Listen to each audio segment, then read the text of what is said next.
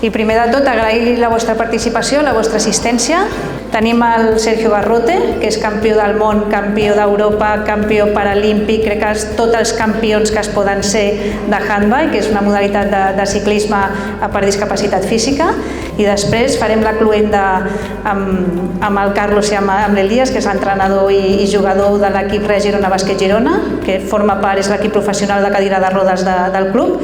Mi nombre es Sergio Garrote. Soy ciclista paralímpico en la modalidad de handbike, que es la modalidad de ciclismo desbrazo. Este soy yo, he llegado de los Juegos de Tokio con un pequeño resumen de las medallas que ahora mismo ostento como campeón olímpico, campeón del mundo, campeón de Europa, campeón de Copa del Mundo, de España, de Cataluña, y bueno, pues ahora mismo ostentando todos los títulos de campeón en el mundo del ciclismo.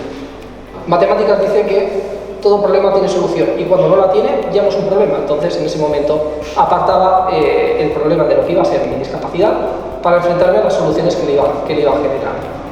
La primera cosa que te impactaba sobre todo los baloncesto en silla de ruedas o de deporte adaptado era yo el primer día de entrenar, que no tenía ni idea de las de silla de ruedas, porque como digo, yo jugaba con la pelota pero con el pie. Llegas ahí, te metes con el equipo ahí, te dan así, adentro. O sea, esa era la base, el trabajo de base que había hecho yo para practicar baloncesto en silla de ruedas.